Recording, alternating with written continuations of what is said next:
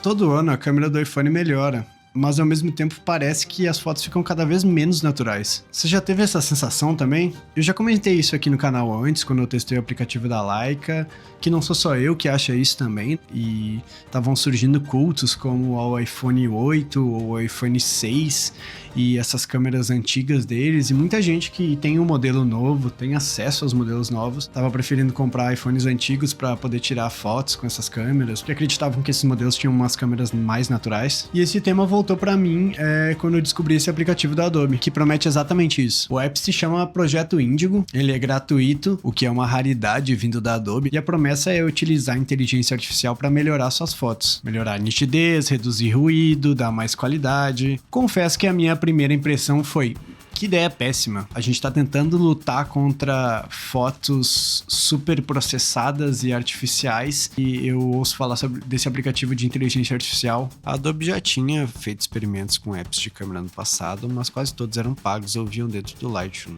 O Índigo é diferente, gratuito, direto, quase experimental. Dá a impressão de ser um laboratório aberto e como a empresa está pensando em fotografia mobile para os próximos anos. Mais um aplicativo de inteligência artificial, né? Como assim mais orgânico usando IA? Não faz sentido, né? 2 menos dá 1 mais. Foi aí então que eu resolvi testar.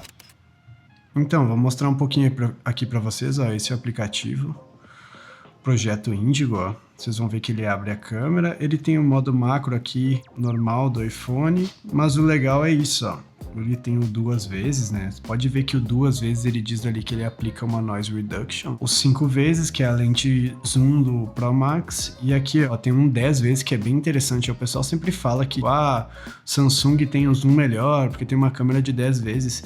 Isso, obviamente, não é uma câmera uma outra câmera, ele é um zoom na câmera de 5 vezes, o iPhone faria normalmente isso, mas uma coisa que eu notei é que as fotos ficam muito melhores do que você abrir a câmera e dar o zoom, porque tem todo esse tratamento da IA, de noise reduction e, enfim, todas as edições que a IA faz, né, ali para tentar melhorar o arquivo da foto, mas eu achei elas muito, por pior que pareça, muito naturais e até melhores que a do próprio iPhone. Eu sinto que a do próprio iPhone é muito processado, clareia as sombras o máximo e tenta recuperar o máximo de detalhe e tira o brilho dos brilhos e basicamente você fica com aquela imagem com look de HDR muito falsa. Enquanto aqui eu sinto que ela preserva esses detalhes e eu vou colocar algumas fotos aqui para vocês verem, mas preserva os detalhes, mas ao mesmo tempo fica natural. Essa busca por fotos mais naturais não é só nostalgia, existe uma filosofia por trás, uma imagem ligeiramente imperfeita transmite mais autenticidade. O Índigo não tenta entregar a foto perfeita de catálogo,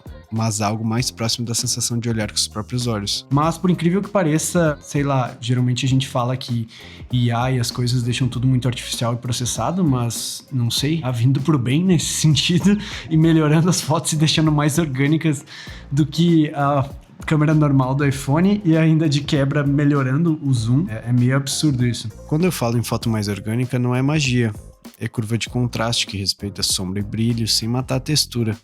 É microcontraste que preserva a pele, tecido, superfície. É menos cara de HDR, de vitrine e mais com foto com peso.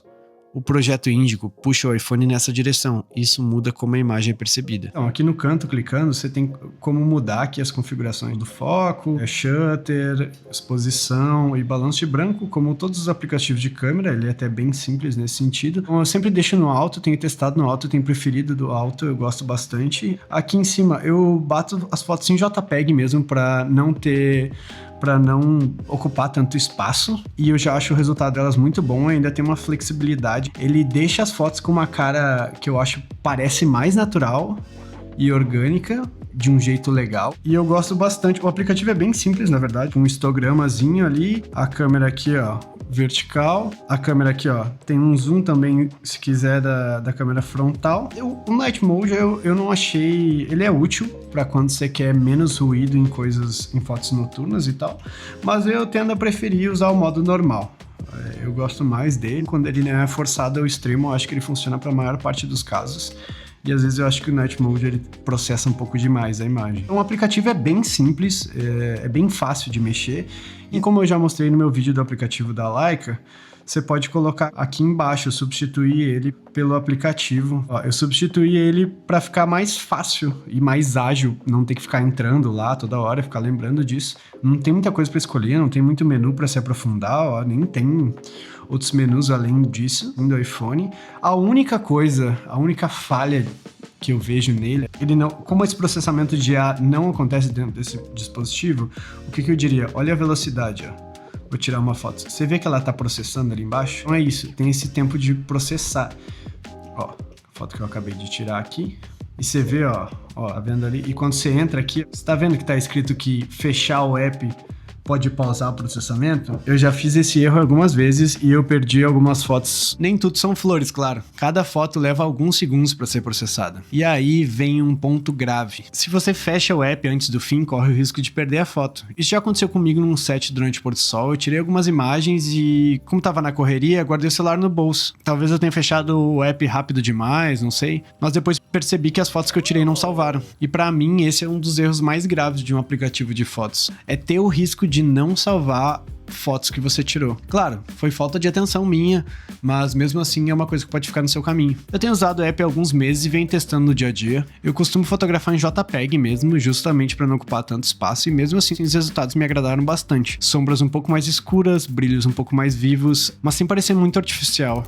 É como se a foto ganhasse uma textura parecida com um JPEG sem edição da câmera, sabe? Então vamos lá, na prática. O que significa isso? Eu tenho usado principalmente para fotos do Instagram, de stories, de bastidores, coisas assim, registros rápidos, e a diferença para mim é gritante. Apesar disso, para uso pessoal, esse é um dos apps que eu mais tenho usado para fotos, porque eu acho que ele melhora bastante a qualidade e eu não sinto a necessidade de editar as fotos, eu só tiro elas e posto. Os resultados me convenceram, eles realmente conseguem deixar a foto mais natural, mais orgânica. Não sei como é que é essa magia que eles fizeram, mas tá funcionando. Esse aplicativo me fez pensar sobre como a fotografia mobile não precisa ser só megapixels ou mais zoom. Às vezes é mais sobre a facilidade, poder só abrir a câmera e tirar a foto e ter aquele registro. E uma das coisas que mais me surpreenderam era isso. Quase uma coisa intangível que eu não sei explicar muito bem, mas que me fez gostar muito mais das minhas fotos de celular. Se eu pudesse pedir algo para Adobe, com certeza seria salvar em segundo plano, um indicador bem visível de progresso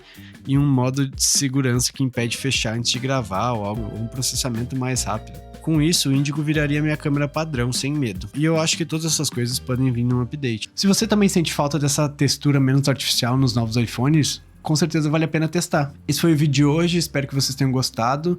E me diz aí nos comentários se vocês acham que a câmera do iPhone tá cada vez mais artificial também, ou só eu, o maluco. Se gostou do conteúdo, já deixa o like aqui e se inscreve para acompanhar os próximos vídeos e valeu!